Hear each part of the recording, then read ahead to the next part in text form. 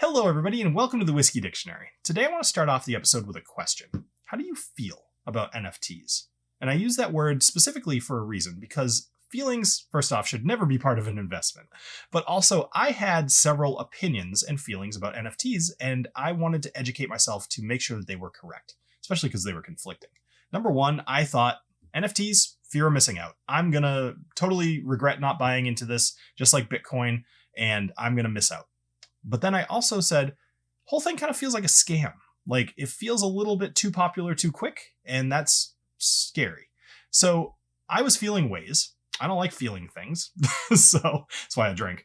But I also wanted to make sure that I was being smart if I chose to invest. And I had a lot of companies coming to me asking me to help them promote their whiskey-based NFTs.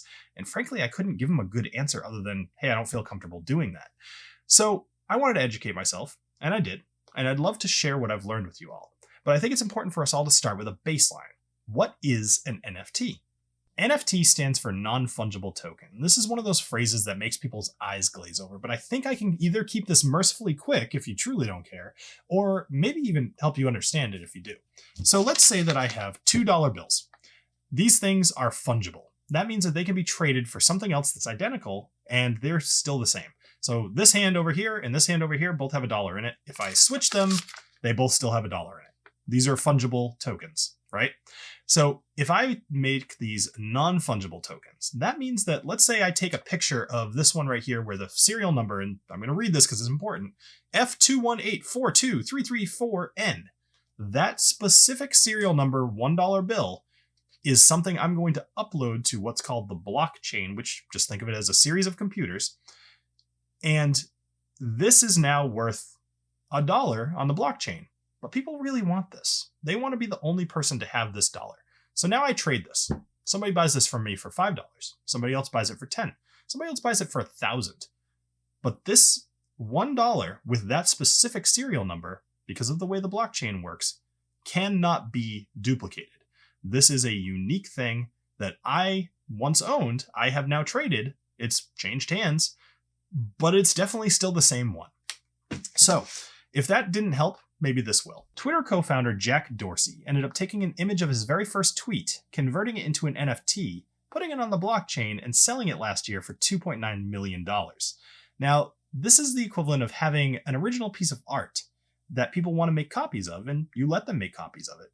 But the original piece of art is the only one that's actually really worth any money. So that's kind of the same idea. Now, what does this have to do with whiskey NFTs? I've gone on and on about this, but I haven't really gotten to the point yet. Well, whiskey NFTs is something I've found out is basically just a big misnomer. And here's why. Back in late 2021, Glenfiddich produced 15 exclusive bottles that they created NFTs for. Each represented a 46-year-old Glenfiddich that spent 23 years of secondary maturation in an Armagnac cask. They sold for $18,000 per bottle. The token also includes a special image that you can use to share on social media or brag to your friends or whatever you'd like. And this is the NFT that essentially is your proof of ownership of that bottle. So you can trade this NFT without ever physically holding any object. Herein lies the issue. If you have a digital token that's on the blockchain, this is something that is going to persist as long as we have computers. I have all the confidence in the world that the blockchain is not going anywhere. But what might be going somewhere is your physical good. So you've got this bottle sitting in a distillery somewhere. Maybe it's behind lock and key. Doesn't matter. What if it falls off the shelf? What if somebody steals it? Or what if there's a janitor who happens to have those keys and goes in and takes a couple sips? You know, old Fitzgerald was a person and it really did happen. So those are things that could happen, but let's talk even more practically. Let's say it's been 20 years that this NFT has been being traded around.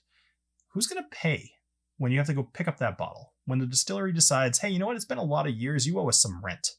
I think that's very likely. And in fact, just last week, there was an example of a 33-year-old barrel that somebody owned that I forget the distillery. I'll try to put it here. But somebody owned this barrel. And when they went to go pick it up, the distillery said, hey, you know what? This is ours. It's been here too long. You don't own this anymore. And that was a real thing that happened last week. So this is definitely something to consider. Lastly, I'm going to end with a couple more points. NFTs, in their spirit, are designed to be digital things. To represent a physical good is just creating a coupon that says, hey, you know what? The bearer of this coupon is entitled to one bottle of whiskey. That's not what an NFT is designed to be. And this is just another way that a whiskey distillery is trying to show that they're trendy and that they're with the times and that they're a business that needs to jump on new trends, despite the fact that they're holding so tight to their multi-hundred-year heritage and how they've always done things the same way. It's a little disappointing. I will say, personally, I will not be buying any NFTs. Probably at all, but definitely no whiskey-based ones. Other than that, I'll leave you with one last bit of information. That $2.9 million tweet that sold last week for $280. These things are ethereal in their value, and it's only worth what somebody thinks it's worth. You are buying a coupon to a whiskey bottle. That's all it should be. NFT is a gimmick, and I would very much suggest that you steer clear of these. That's my opinion, and I'll leave it at that. So thank you very much for joining me here on the Whiskey Dictionary. If you'd like to tip me, send me a Bitcoin.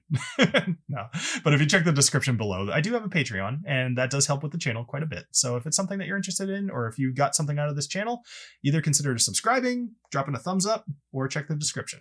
So thank you very much for joining me, and I hope you have a great rest of your night. Cheers.